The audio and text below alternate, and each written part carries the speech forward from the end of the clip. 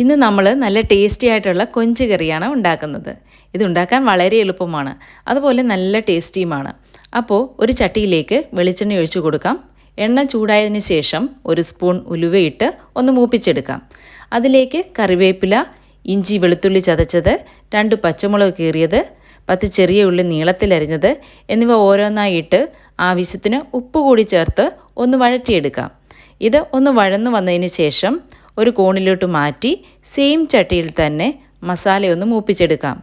ഒരു 1/4 സ്പൂൺ മഞ്ഞൾപ്പൊടി, 3 സ്പൂൺ മുളക് പൊടി എന്നിവ കൂടി ചേർത്ത് പച്ചമണം മാറിയതിന് ശേഷം ഒരു നെല്ലിക്ക വലിപ്പത്തിൽ വാളൻപുളി കുതിർത്ത് പിഴിഞ്ഞ വെള്ളം ചേർത്ത് കൊടുക്കാം. ഇത് ഒന്ന് തിളച്ചതിന് ശേഷം കഴുകി വൃത്തിയാക്കി വെച്ചിരുന്ന ചെമ്മീൻ ചേർത്ത് ഇളക്കി അടച്ച് വയ്ക്കാം. ഒരു 5 മിനിറ്റ് കൊണ്ട് തന്നെ ഇത് വെന്ത് കിട്ടും. 5 മിനിറ്റിന് ശേഷം ഒരു സ്പൂൺ വെളിച്ചെണ്ണ തൂകി ഫ്ലെയിം ഓഫ് ചെയ്യാം. അപ്പോൾ ടേസ്റ്റിയായ ഈ കറി എല്ലാവരും ഒന്ന് ഉണ്ടാക്കി നോക്കുക. ചാനലൊന്ന് സബ്സ്ക്രൈബ് ചെയ്യുക.